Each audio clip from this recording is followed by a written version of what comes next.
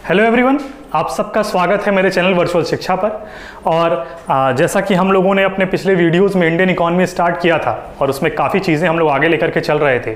पिछली क्लास में हम लोगों ने पॉवर्टी के बारे में पॉवर्टी और अनएम्प्लॉयमेंट की हमने लास्ट 2 क्लासेस लिए थी। उसमें हम लोगों ने बात की कि किस किस तरह के चीज़ें पॉवर्टी में थी और किस किस तरह की चीज़ें अनएम्प्लॉयमेंट में थी। और उसी के बेस पर और पिछले कुछ चीज़ों के बेस पर मैंने कुछ क्वेश्चंस एमसीक्यू क्वेश्चंस बनाए हैं जो कि बीकॉम सेकेंड ईयर के बिजनेस एनवायरनमेंट के सिलेबस से काफ़ी मिलता जुलता है। ठीक है, क्योंकि इस बार जो डीडीयू का जो भी एग्ज़ाम का जो भी तरीका है वो एमसीक्यू बेस्ड होने वाला है। तो हम लोग एमसीक्यू बेस्ड तैयारी भी करेंगे, उसी तरीके से करेंगे और उन क्वेश्चंस किस तरीके से क्वेश्चंस बन सकते हैं उन पर हम लोग यहाँ पर बात भी करेंगे। ठीक है, तो आज कुछ एमसीक्यू क्वेश्चंस मैं यहाँ पर लेकर के आया हूँ। मैं बिजनेस एनवायरनमेंट के लगभग सिलेबस को टच करने की कोशिश किया हूँ, लगभग, पूरे नहीं, इसलिए मैं कह रहा हूँ लगभग। तो आप किस किस तरह के कुछ क्वेश्चंस बन सकते हैं आप उनको देखिए।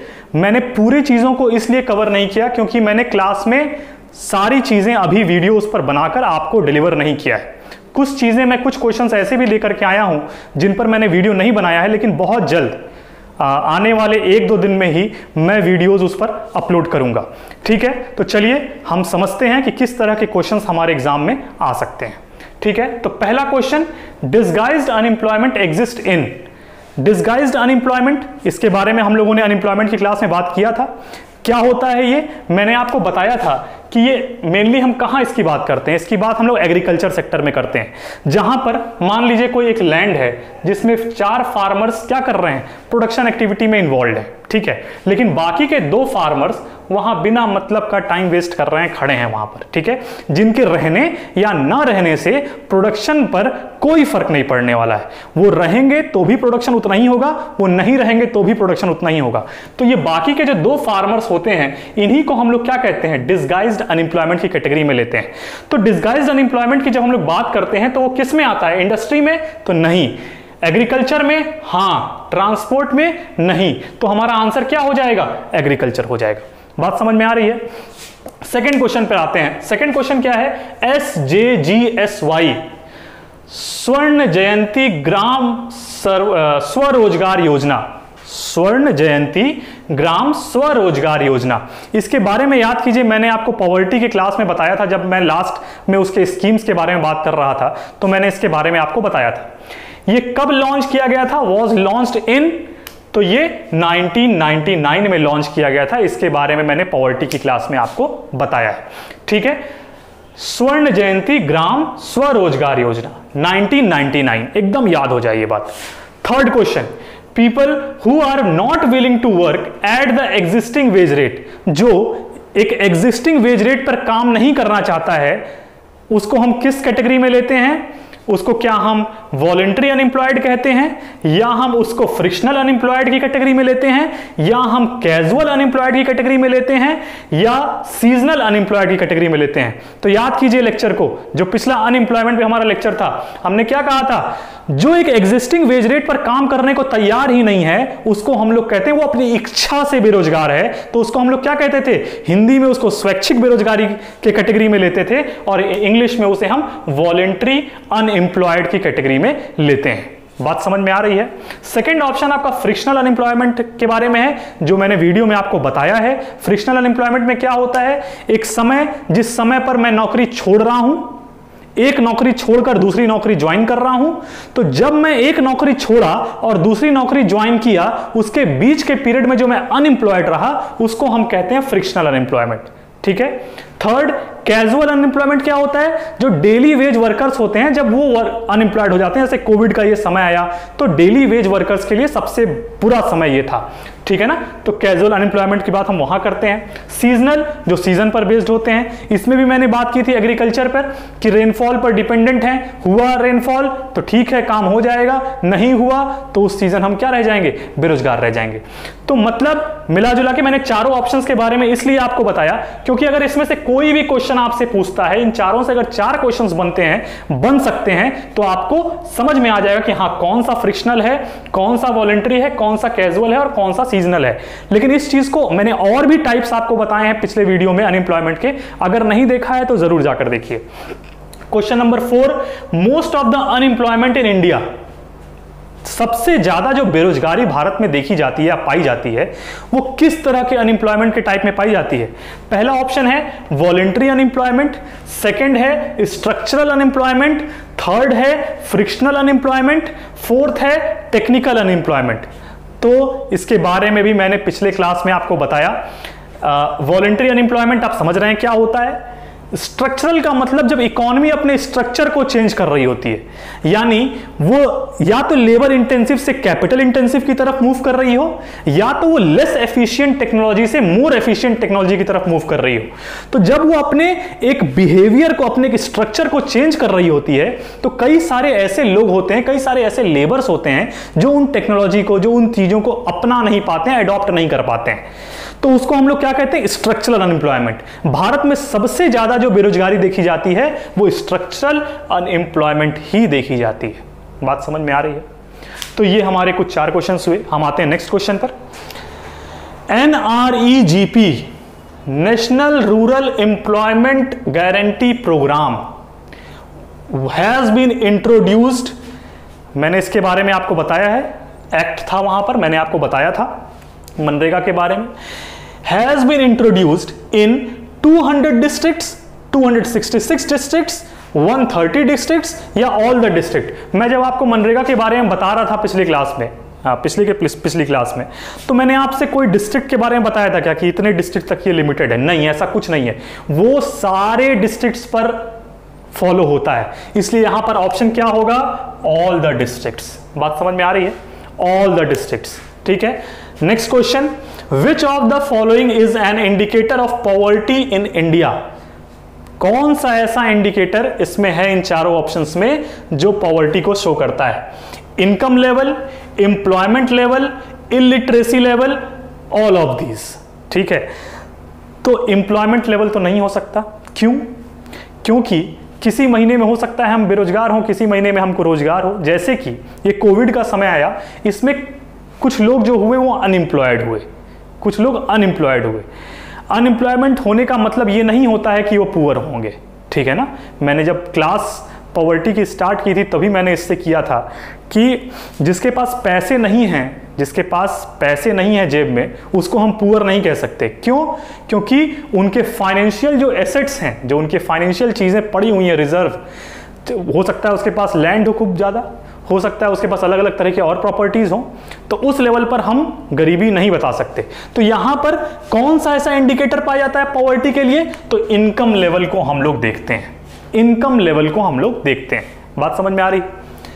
Question number 7, what are the average calorie requirement, what are the average calorie requirement in India in urban areas? बहुत ध्यान से इसको देखिएगा, बहुत ज्यादा कंफ्यूजन एमसीक्यू क्वेश्चन में हो जाता है कई बार अर्बन एरिया और रूरल एरिया में, ठीक है ना।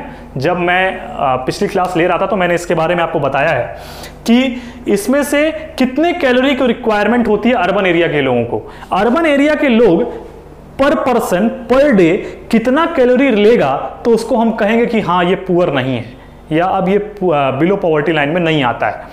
तो चलिए ऑप्शन देखते हैं। 2000 कैलोरी, 23 कैलोरी पर पर्सन पर डे, 2400 कैलोरी पर पर्सन पर डे, 2100 कैलोरी पर पर्सन पर डे। तो आंसर क्या होगा? इसका आंसर होगा 2100 कैलोरी पर पर्सन पर डे, ठीक है। और अगर क्वेश्चन में यहां पर अर्बन एरियाज ना पूछकर रूरल एरियाज पूछता है तो उसके लिए आंसर हमारा क्या होगा? 2400 कैलोरी पर पर्सन पर डे। अब एक क्वेश्चन आपके दिमाग में आ रहा होगा, वो क्वेश्चन ये होगा कि अर्बन एरिया में कम क्यों कैलोरी का हम लोगों ने मेजरमेंट रखा है, और क्यों रूरल एरिया में ये 2400 है और क्यों ये अर्बन एरिया में 2100 है। तो इसी पर बेस्ड मेरा नेक्स्ट क्वेश्चन है, ठीक है। नेक्स्ट क्वेश्चन क्या है? The calorie requirement is higher in the rural areas, the calorie requirement is higher in rural areas because ये बिकॉज मैंने इस तरीके से लिख दिया है, लेकिन आप समझ लीजिएगा, because they do not enjoy as much as people in urban areas, फालतू का है। Second, food items are expensive, ऐसे ही है। Third, they are engaged in mental work. क्या ऑप्शन आपको सही लग रहा है? कौन सा ऑप्शन आपको सही लग रहा है? People are engaged in physical labour. जो गांव के लोग, रूरल एरियाज के लोग होते हैं, वो ज्यादा फिजिकल वर्क करते हैं। तो जब ज्यादा फिजिकल वर्क करेंगे तो उनको ज्यादा कैलोरी इनटेक की जरूरत पड़ेगी। इसलिए रूरल एरियाज के लोगों की जो कैलोरी इनटेक का जो मेजरमेंट है, जो एक लाइन है पॉवर्टी लाइन के लिए, उसको थोड़ा बढ़ा कर रखा गया है as compare to urban areas. Urban areas के लिए 2100 कैलोरी पर person per day, rural areas के लिए 2400 कैलोरी पर पर्सन पर डे। ठीक है, तो इसका आंसर क्या हो जाएगा? क्योंकि people are engaged in physical labour more in rural areas as compare to urban areas. बात समझ में आ रही है ये? ठीक है, अगर कहीं भी कोई डाउट होगा किसी भी क्वेश्चन में, आपको लगता है कि नहीं सर ये वाला ऑप्शन नहीं दूसरा वाला होना चाहिए, तो आप प्लीज कमेंट बॉक्स में कमेंट कीजिएगा, मैं उसके बारे में भी आपसे जरूर उस पर बात करूंगा। ठीक, क्वेश्चन नंबर 9 पर आते हैं, जो है हमारा, विच of the following state of India has the highest poverty ratio. कौन सा ऐसा स्टेट है भारत में जो पॉवर्टी रेशियो में हाईएस्ट है? तो हम इसमें सीधा ऑप्शन सी पर टिक करते हैं, ओडिशा। ठीक है ना, ओडिशा। हालत बहुत खराब रहती है उधर। Question number 10, first industrial policy in free India. ध्यान रखिएगा, first industrial policy in free India was announced in 1991, 1947, 2001 और 1948। तो इसका आंसर क्या होगा? इसका आंसर होगा 1948। ठीक है, जो पहला इंडस्ट्रियल पॉलिसी रिजोल्यूशन एक्ट लेकर के आया गया था वो 1948 यानी 1948 में लेकर के आया गया था। दूसरा कब आया था? कमेंट बॉक्स में कमेंट करके बताइए। ठीक है, चलिए question number 11, competition act 2002 objective was. Competition act 2002 के बारे में मैं बात करूंगा अभी आने वाली क्लास में, जिसमें मैं बताऊंगा कि उसमें क्या क्या चीजें थी, क्या क्या चीजें हुई। ठीक है, कंपटीशन एक्ट 2002 ऑब्जेक्टिव, इसके ऑब्जेक्टिव्स क्या थे? To protect the interest of consumers, to protect and sustain competition in market, या बोथ ए एंड बी, या none of these.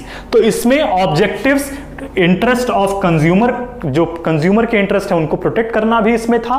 Second, competition जो मार्केट में है उसको मेंटेन रखना भी था।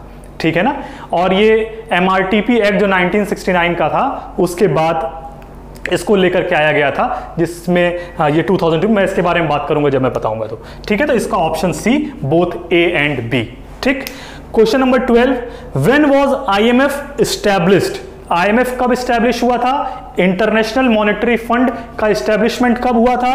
तो दिसंबर 27, 1945। दिसंबर 27, 1945 ये हमारा IMF के एस्टैब्लिश होने का डेट था। ठीक है, question number 13, which of the following is not objective of IMF। IMF इसमें से कौन सी ऐसी जो भी ऑब्जेक्टिव इसमें से नहीं है इन सब में से? तो पहला क्या है option? To promote international monetary corporation. Second, to ensure balanced international trade. Third, to ensure exchange rate stability, या fourth, to provide loans to private sector. तो अगर हम बात करते हैं फर्स्ट पॉइंट की, तो ये तो IMF के ऑब्जेक्टिव में था। जब मैं IMF, गेट, ये सारी चीजें बताऊंगा, WTO, ये सारे के बारे में बताऊंगा, तो मैं उसमें बताऊंगा। Second, to ensure balance international trade, ये भी IMF के ऑब्जेक्टिव में था। Third, to ensure exchange rate stability, ये भी IMF के ऑब्जेक्टिव्स में था। Last, to provide loans to private sector, ये ऑब्जेक्टिव में नहीं था। प्राइवेट सेक्टर पर जो भी लोन देने की सुविधा थी वो IMF के द्वारा दिए जाने की कोई ऐसी सुविधा नहीं थी, ये उसके ऑब्जेक्टिव में नहीं था। ठीक है ना, तो इसका ऑप्शन डी हो जाएगा। ठीक है, ठीक है, तो अब देखते हैं क्वेश्चन नंबर 14। क्वेश्चन नंबर 14 में क्या है? The main security guard of international trade is. अब मैं WTO वाले पार्ट पे थोड़ा सा आ गया हूं। ठीक है, तो the main security guard of international trade is, तो वर्ल्ड ट्रेड ऑर्गेनाइजेशन। WTO की हम लोग बात करते हैं, वर्ल्ड ट्रेड ऑर्गेनाइजेशन इसका आंसर होगा। ठीक है, आगे मैं बात करूंगा जब मैं इस पर वीडियो लेकर के आऊंगा। Question number 15, when did WTO came into effect? WTO कब आया? तो वो आया 1 जनवरी 1995 को, 1 जनवरी 1995। नेक्स्ट क्वेश्चन हमारा क्या है? Where was headquarter of WTO located? WTO का हेडक्वार्टर कहां पर है? तो हम कहां पे देखते हैं? जेनेवा में देखते हैं। पहला ऑप्शन है ऑस्ट्रिया, नहीं। न्यूयॉर्क, नहीं। Third Geneva is the right answer. ठीक है, तो थर्ड हमारा क्या होगा? जेनेवा, सी ऑप्शन इसका सही आंसर है। और ये क्वेश्चन कई जगहों पर पूछा जाता है, इसलिए इसको ध्यान में रखिएगा। How many members are present in WTO? कितने मेंबर्स हैं WTO में? 207, 164, 195 और 160। इसका सही आंसर है 164। ठीक है ना, ये सब वन लाइनर आंसर्स हैं, इनको हम लोगों को याद करना पड़ेगा। तो इन चीज़ों को वन लाइनर के तरीके से नोट करते हुए चलिए। ठीक है, चलिए नेक्स्ट क्वेश्चन पर आते हैं। नेक्स्ट क्वेश्चन क्या है? Which of the following institution is not a part of world bank community? तो WTO जो है वो वर्ल्ड बैंक कम्युनिटी का पार्ट नहीं है। WTO, world trade organisation. Question number 19 पर हम लोग आते हैं। क्वेश्चन नंबर 19 क्या है? क्वेश्चन नंबर 19 है, अब हम लोग फिस्कल पॉलिसी और मॉनेटरी पॉलिसी की तरफ मूव कर रहे हैं। ठीक है, fiscal policy in India is formulated bye. Fiscal policy किसके द्वारा फॉर्मुलेट किया जाता है? क्या वो रिजर्व बैंक ऑफ इंडिया के द्वारा किया जाता है, या वो मिनिस्ट्री ऑफ फाइनेंस या फाइनेंस मिनिस्टर के द्वारा किया जाता है, या प्लानिंग कमीशन के द्वारा किया जाता है, या इनमें से किसी के द्वारा नहीं किया जाता है? तो फिस्कल पॉलिसी हमेशा सरकार की तरफ से बनाई जाती है, और सरकार का मतलब क्या? Finance minister. ठीक है ना, फाइनेंस मिनिस्टर की तरफ से बनाया जाता है। इसमें एक और क्वेश्चन ऐड कर लीजिए, मॉनेटरी पॉलिसी कौन बनाता है? तो monetary policy reserve bank of India के द्वारा बनाई जाती है। बात समझ में आ रही है? चलिए नेक्स्ट क्वेश्चन पर आते हैं। नेक्स्ट क्वेश्चन क्या है हमारा? विच of the following is a capital receipt of government budget? Government budget का कौन सा इसमें से, इन चारों में से कैपिटल रिसिप्ट का पार्ट है? ठीक है, जब हम लोग बात करते हैं गवर्नमेंट बजट की, तो उसमें हम लोग देखते हैं कि दो तरफ से हमारा बजट का, दो कंपोनेंट्स में हमारा बजट डिवाइडेड होता है। कौन कौन सा कंपोनेंट? कौन कौन सा कंपोनेंट? तो पहला कंपोनेंट होता है क्या? पहला कंपोनेंट हमारा बजटरी रिसिप्ट होता है, और दूसरा बजटरी एक्सपेंडिचर होता है। ठीक है, बजटरी रिसिप्ट और budgetary expenditure.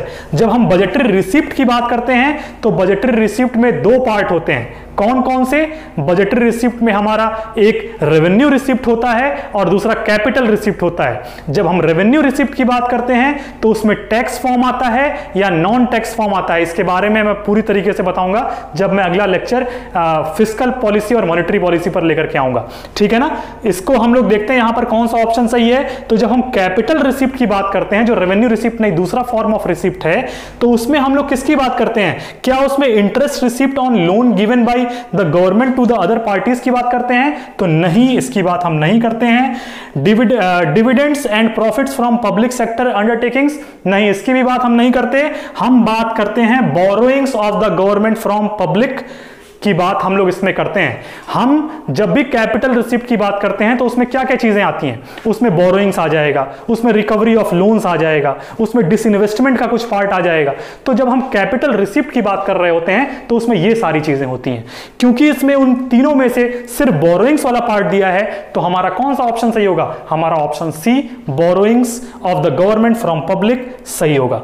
Next question, question number 21 पर हम आते हैं। क्वेश्चन नंबर 21 क्या है? What happens when CRR is increased? CRR का मतलब cash reserve ratio. Cash reserve ratio अगर बढ़ जाता है तो क्या होता है? It decreases money supply. क्या इससे मनी सप्लाई डिक्रीज कर जाती है? It decreases inflation, increases demand for money, या ऑल ऑफ द अबव? देखिए, CRR, SLR, बैंक रेट, ये सारी जो पॉलिसीज हैं, ये सारी पॉलिसीज किस में आती हैं? ये सारी पॉलिसीज मॉनेटरी पॉलिसी का पार्ट है। मॉनेटरी पॉलिसी का पार्ट होने का मतलब हुआ कि इसको बनाने वाली जो इंस्टीट्यूशन होगी वो रिजर्व बैंक ऑफ इंडिया होगी। यानी CRR के लिए जो भी चीजें आएंगी, SLR जो भी आएगा, जो भी चीजें आएंगी, ये मॉनेटरी पॉलिसी यानी RBI के द्वारा गवर्न की जाएंगी। अब CRR कब बढ़ता है, कब घटता है, इसके बारे में डिटेल में हम लोग बात करेंगे। लेकिन क्योंकि यहां पर अब वो क्वेश्चन आ गया है, तो थोड़ी सी हम बात कर लेते हैं। CRR की बात, CRR का मतलब एक तरीके से हो गया कि जैसे मान लीजिए हमने कहीं 1000 रुपया डिपॉजिट कर दिया। बहुत आराम से समझिएगा इस बात को। मान लीजिए मैंने 1000 रुपीज किसी बैंक में जाकर किसी कॉमर्शियल बैंक में डिपॉजिट कर दिया। जैसे ही मैं 1000 रुपए वहां पर डिपॉजिट करता हूं तो क्या होता है, ये कॉमर्शियल बैंक जो होगा, जो भी कॉमर्शियल बैंक में मैं डिपॉजिट किया होगा, कॉमर्शियल बैंक का जो मेन मोटिव होता है वो क्या होता है, मैक्सिमाइजेशन ऑफ प्रॉफिट। वो अपने प्रॉफिट को मैक्सिमाइज करना चाहता है। वो प्रॉफिट किस तरीके से कमाएगा, उसके प्रॉफिट कमाने का जो तरीका होता है वो होता है भैया लोन बांटो। जितना लोन बांटोगे उतना उससे इंटरेस्ट जब वापस लोगे, उस लोन की रिकवरी जब करोगे तो जितना इंटरेस्ट लोगे उतना ही हमारा प्रॉफिट होगा। तो वो क्या कोशिश करता है, इस 1000 रुपए में वो कोशिश करता है कि हम 800 रुपए क्या करें, लोन में बांट दें, लोन में बांट दें। तो बाकी के 200 रुपए क्या होते हैं, बाकी के जो बचे 200 रुपए होते हैं, ये reserve bank of India commercial bank को कहता है कि सुनो, जो 800 रुपए लोन दिए हो ठीक है, चलेगा इतना, लेकिन 200 रुपए के 100 रुपए को तुम हमको सीआरआर के रूप में, सीआरआर यानी कैश रिजर्व रेशियो के रूप में मेरे पास रखो, ठीक। और बचा हुआ 100 रुपए तुम क्या करो, एसएलआर के रूप में रखो, जिसको हम लोग कहते हैं स्टैट्यूटरी लिक्विडिटी रेशियो। ये किस रूप में रखा जाता है, ये कैश के रूप में नहीं, कैश के रूप में हम लोग सीआरआर में रखते हैं। स्टैट्यूटरी में हम किस तरीके से रखते हैं, बॉन्ड्स के रूप में रखते हैं, शेयर्स के रूप में रखते हैं, इन फॉर्म में हम लोग एसएलआर में रखते हैं। बात समझ में आ रही है। अब ये जो 100 रुपए है इसको कब बढ़ा दिया जाएगा, इस 100 रुपए को जैसे ही बढ़ाकर 150 रुपए मान लीजिए कर दिया गया, जैसे ही ये 150 हो जाएगा, जो लोन देने वालों की संख्या होगी, जो कॉमर्शियल बैंक लोन दे रहा होगा, जो पहले 800 रुपए दे रहा था, जैसे ही रिजर्व बैंक ऑफ इंडिया ने इसे 50 रुपए सीआरआर को इंक्रीज किया, अब ये कितना लोन दे पाएगा, अब ये 750 लोन दे पाएगा। इससे क्या होगा, इससे मनी का सप्लाई मार्केट में कम होगा। और मनी का सप्लाई हम कब चाहते हैं मार्केट में कम हो, जब इन्फ्लेशन की कंडीशन हो। अब ऑप्शन को देखिए, पहला ऑप्शन क्या है, इट डिक्रीजेस मनी सप्लाई, सीधी सी बात है, सीआरआर इंक्रीज हुआ तो क्या हुआ, मनी सप्लाई डिक्रीज हुआ, यानी पहला ऑप्शन सही है।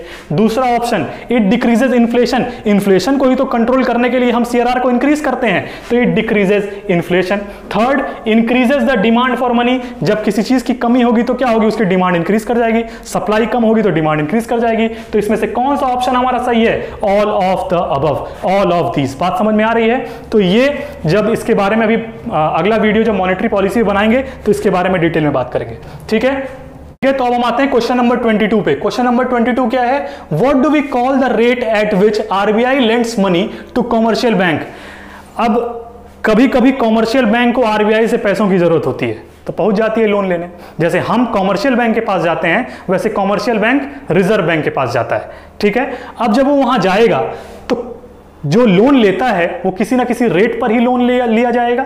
तो जिस लोन पर, जिस रेट पर कॉमर्शियल बैंक को रिजर्व बैंक यानी सेंट्रल बैंक लोन देती है उसको हम लोग कहते हैं रेपो रेट। बात समझ में आ रही है। और कभी कभी रिजर्व बैंक को जरूरत पड़ जाती है लोन की, तो कॉमर्शियल बैंक कहता है कि अच्छा तुमको हमको देना है तो हम एक काम करते हैं, जो तुम रेपो रेट नाम रखे हो हम रिवर्स रेपो रेट कह देते हैं। तो जब सेंट्रल बैंक कॉमर्शियल बैंक से लोन लेती है तो जिस रेट पर लेती है उसको हम लोग रिवर्स रेपो रेट कहते हैं। और जब कॉमर्शियल बैंक क्या करती है, लोन लेती है सेंट्रल बैंक से, तो उस कौन सा रेट होता है, वो रेपो रेट होता है। बात समझ में आ रही है। दो क्वेश्चन यहां से बन गए।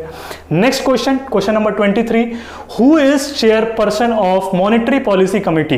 देखिए मैंने कहा कि जो मॉनेटरी पॉलिसी बनती है वो कौन बनाता है, रिजर्व बैंक ऑफ इंडिया बनाता है। जो फिस्कल पॉलिसी बनती है वो कौन बनाता है, गवर्नमेंट ऑफ इंडिया बनाती है। गवर्नमेंट ऑफ इंडिया में कौन, मिनिस्ट्री ऑफ फाइनेंस। तो इसी तरीके से जब आरबीआई बनाएगी तो आरबीआई में तो बहुत सारे लोग होंगे, सब लोग बैठ के तो बनाएंगे नहीं, तो एक कमिटी बनाई जाती है। कौन सी कमिटी, उसका नाम होता है मॉनेटरी पॉलिसी कमिटी, जिसमें 6 लोग होते हैं। 6 लोगों में से 3 लोग हमारे आरबीआई के होते हैं और बाकी के 3 लोग सरकार भेजती है उनको, ठीक है ना। तो अब इसमें क्या होगा, अब जो चेयरपर्सन उसमें होगा वो कौन होगा, वो होंगे हमारे आरबीआई के गवर्नर। इस समय कौन है, Shashikant Das, Shaktikanta Das. Question number 24, question number 24 क्या है, what do we call the instrument of monetary policy which directly affect the quantity of money supply. Quantity of money supply. देखिए जब हम मॉनेटरी पॉलिसी की बात करते हैं तो मॉनेटरी पॉलिसी 2 इंस्ट्रूमेंट्स के हिसाब से चलती है। कौन कौन से 2 इंस्ट्रूमेंट, एक क्वांटिटेटिव इंस्ट्रूमेंट, एक क्वालिटेटिव इंस्ट्रूमेंट। तो जब क्वांटिटी ऑफ मनी सप्लाई को कंट्रोल करना होता है, या तो मनी सप्लाई बढ़ाना हो या तो मनी सप्लाई कम करना हो, तो जब हम क्वांटिटी के रेस्ट्रिक्शन की बात करते हैं तो वो कौन करता है, वो हम क्वांटिटेटिव इंस्ट्रूमेंट में बात करते हैं। बात समझ में आ रही है? क्वालिटेटिव में क्या करते हैं, उन्हीं क्वांटिटी के डायरेक्शंस को चेंज करते हैं क्वालिटेटिव इंस्ट्रूमेंट में, ठीक है। एग्रीकल्चर में अगर 100 रुपया लगाया था, इंडस्ट्री में 50 रुपए लगाया था, और एग्रीकल्चर में पता चला कि इन्फ्लेशन आ गया तो एग्रीकल्चर के 100 रुपए को इंडस्ट्री में डाल दिया, इंडस्ट्री के 50 रुपए को एग्रीकल्चर में डाल दिया, ठीक है। इसके बारे में डिटेल में बात करेंगे नेक्स्ट वीडियो में। क्वेश्चन नंबर 25 क्या है? Inflation is measured by wholesale price index, consumer price index, marshals index या नन ऑफ दीज। तो इसमें आंसर हमारा है कंज्यूमर्स प्राइस इंडेक्स, ठीक है ना। इसके बारे में भी डिटेल में बात करेंगे जब हम अगला वीडियो लेकर के आएंगे, ठीक है ना। तो ये आज के कुछ क्वेश्चंस थे, क्वेश्चन नंबर 25 तक, ठीक है। ऐसे ही कुछ पेपर्स, कुछ क्वेश्चंस और लेकर के हम अगले कुछ वीडियोस में आएंगे, कुछ इन पर प्रॉपर जो नोट्स की जरूरत है उसको भी लेकर के आएंगे, ठीक है। तो अगर आपको वीडियो अच्छा लगा तो इसे लाइक कीजिए, ज़्यादातर लोगों तक शेयर कीजिए और चैनल को सब्सक्राइब ज़रूर करिए, ठीक है। Thank you.